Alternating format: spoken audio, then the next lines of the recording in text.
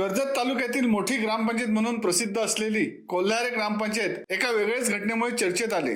कोल्हारे ग्रामपंचायत सरपंच महेश विडले यांच्यावर ग्रामपंचायत कार्यालयातच हल्ला करण्यात आला। या हल्ल्यात सरपंच महेश विडले गंभीर जखमी झाले आहेत। ग्रामपंचायत सदस्याने हा हल्ला केलाय। महेश विडले यांच्यावर खासगी रुग्णालयात उपचार सुरू आहेत। सरपंच विडले यांच्यासह इतर दोघांना मारहाण झाली आहे। दरम्यान या घटनेने जिल्ह्यात खळबळ उडाले। कर्जत तालुक्यातील कोल्हारे ग्रामपंचायत कार्यालयात दिनांक 31 मे रोजी ग्रामसभा आयोजित करण्यात आली होती। मात्र कोरम अभावी ती तहकूब करण्यात आली।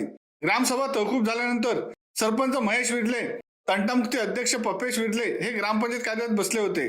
त्याचवेळी ग्रामपंचायत सदस्य विजय हजारे रस्त्याच्या बांधकामाला ग्रामपंचायतीने नोटीस काढल्याचा राग धरून सरपंच महेश विडले यांना शिवीगाळ करून जीवे मारण्याची धमकी देऊ लागले। मात्र विडले यांनी याकडे दुर्लक्ष केले। त्यामुळे विजय हजारे, दिव्यासू हजारे, चंद्रकांत हजारे, रामचंद्र हजारे हे तेथे दाखल झाले। विजय हजारे यांनी त्यांच्या हातात लाकडी दांडका घेऊन महेश विडले यांना आता जीवे मारल्याशिवाय सोडणार नाही असे बोलून लाकडी दांडक्याने प्रहार करण्यास सुरुवात केली। अचानक झालेल्या या हल्ल्यामुळे सरपंच महेश विडले गोंधळून गेले। त्याच दरम्यान त्यांच्या डोक्यावर जोरदार प्रहार झाले। दिव्यासू हजारे यांनी देखील विडले यांना लाकडी दांडक्याने मारहाण करून दुखापत केली।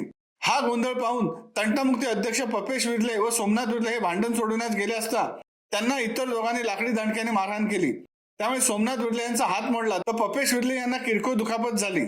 दरम्यान नेरळ पोलिसांनी याबाबत भारतीय दंडविधान कलम 326, 324, 504, 507, 34 अन्वये विजय हजारे, दिव्यासू चंद्रकांत हजारे व रामचंद्र हजारे यांच्या विरोधात मारहाणीचा गुन्हा दाखल केलाय। यातील महत्वाची बाब म्हणजे विजय हजारे यांनी दिनांक 30 मे रोजी आपण कायदा हातात घेणार असे जाहीर वक्तव्य सोशल मीडियावर केले होते। या घटनेनंतर सरपंच महेश विडले यांना जबर दुखापत झाल्याने बदलापूर येथील धन्वंतरी हॉस्पिटलमध्ये उपचारासाठी दाखल करण्यात आले। उपचारादरम्यान जबर मार लागल्याने काही तास विडले यांची शुद्ध हरपली होती। काल जो माझ्यावर भ्याडा हल्ला झाला, मी बेसावध असताना, तो नक्की काय प्रकार होता तो माझ्या जनतेसमोर पोहोचला पाहिजे ह्या उद्देशाने मी सर्वांसमोर येतोय।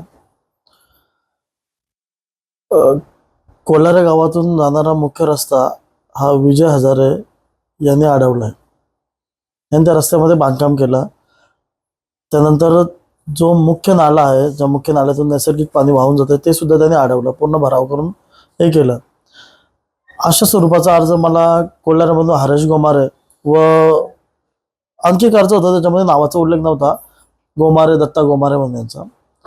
तर मी त्यांना नोटीस काढली का सदर बांधकाम आणि तू केलेलं भराव हे अनधिकृत आहे, ते तू काढून टाक। त्याचा त्याला खूप राग आला त्या व्यक्तीला। त्यांनी मला सांगितलं बाकीच्यांना काढ। मी बोललो तू तक्रारी अर्ज दे, मी सर्वांनाच काढतो म्हणून। पण त्याला ही भांडणं करायचीच होती जाणून। प्रत्येक वेळोवेळी नवीन नवीन काहीतरी आपल्या NGPची पाईपलाईन अडवायचं काम करायचं, पुढे रस्त्याचं काम जाऊन अडवायचं, जाणून सरपंचांना तिथं बोलवा, अशा बऱ्याचशा गोष्टी। सर्वसामान्यांचं कोणचं घर तोडा, कोणचं आत काय ना काहीतरी नवीन काय ना काहीतरी तो घेऊनच येतो, जेणेकरून त्याला भांडणं करता येतील अशी। तरी पण वेळोवेळी आपण चला आपल्याला विकास करायची या हिशोबाने आपण सर्व गोष्टी समजून प्रत्येक वेळेस आपण समजदारीची भूमिका घेऊन आपला विकासाच्या हिशोबाने नवीन कामं करू या हिशोबाने त्याला आपण माफ केलं। पण काल त्यांनी हे चुकीचंच केलेलं आहे। बेसावध असताना डायरेक्ट येऊन त्यांनी माझ्या डोक्यामध्ये त्याच्याकडे जे शस्त्र होते त्यांनी हल्ला केला। 2 वेळा डोक्यात जोरात मारलं त्याने।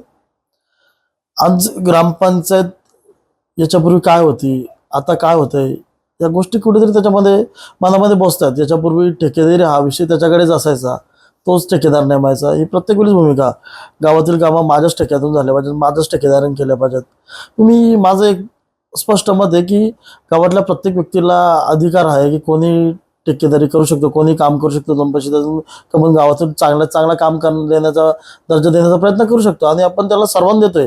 पण हा राग त्याच्या मनामध्ये खूप का मी काम केलं नाही, दुसऱ्यांनी काम केलं।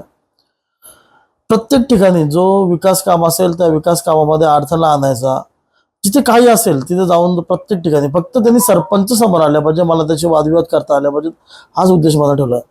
कसं झालं की एक अडवणुकीची भूमिका करणारा व्यक्तिमत्व, एखादा म्हणजे प्रत्येक ठिकाणी भांडण करणारं व्यक्तिमत्व, अशा बऱ्याचशा गोष्टींमुळे आज आपली जनता आहे त्याला विरोध करते, त्या गोष्टीचा विरोध करते जनता। का आम्हाला समजदार व्यक्तीच्या त्याला ती गोष्ट समजते, ती गोष्ट त्याच्या डोक्यात खटकते आणि सरपंच कुठेतरी विकास काम करतोय, सर्व गोष्टीची प्रगती करतोय, ही गोष्ट त्याच्या मनामध्ये बोचत असल्या कारणाने पुढे भविष्यात जाऊन मला कुठे सरपंच होता येणार नाही, हे होणार नाही, या दृष्टिकोनाने त्यांनी मला डाव ठेवून तो राग काढला आपल्याला.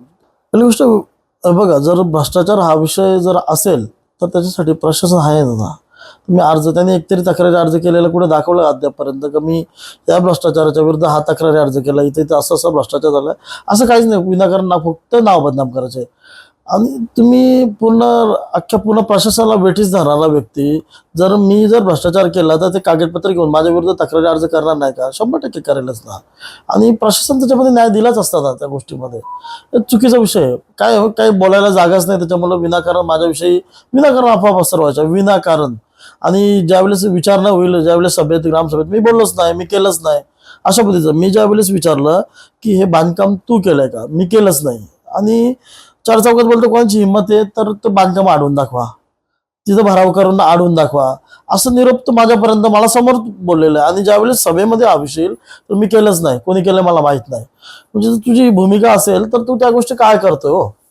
जर ज्या जनतेने तुला निवडून दिलंय, ज्या लोकांनी तुला निवडून दिलंय, आज कोल्हारामध्ये जो भाग पाण्याखाली जाणार आहे, त्या लोकांनी तुला निवडून दिलंय ना, कोणत्या तरी अपेक्षेत निवडून दिलं. आपण त्यांच्या अपेक्षा पूर्ण करण्याऐवजी त्यांना कुठेतरी संकटात टाकतोय, त्यांच्यावरती असा प्रसंग येणार आहे पावसामध्ये की त्यांना कुठे जायला लागणार. अशा प्रसंगात आपण त्यांना टाकायचं ही भूमिका कुठेतरी चुकीची आहे, ही वेळोवेळी समजायचा प्रयत्न केला आपण त्यांना.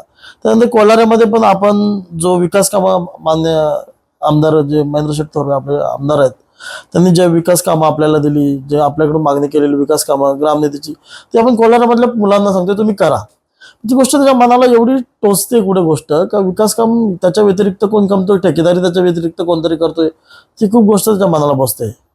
आणि त्याचा पवित्र असतोय की मला ठेकेदारी मिळावी, मग त्यासाठी नको ते कांड करायचे, नको त्याला वेटीस पकडायचं, एखाद्या ठेकेदाराला वेटीस पकडायचं. प्रत्येकाला प्रशासनाला कुठेतरी वेटीस पकडून तो काम ठेकेदारी म्हणलं, त्याचा व्यवसाय तोच आहे का ठेकेदारी करून घ्यायची किंवा एखादा ठेकेदार नेमणूक करत त्यातून पैसे कमवतो, हा त्याचा व्यवसाय म्हणून मटेरियल सप्लाय करण्याच्या व्यतिरिक्त त्याचा व्यवसाय नाही, काहीच नाही ना. ही गोष्ट सर्वसामान्य जनतेला सर्वांना माहिती आहे गोष्ट का तो कोणत्या लेवलचा व्यक्ती आहे.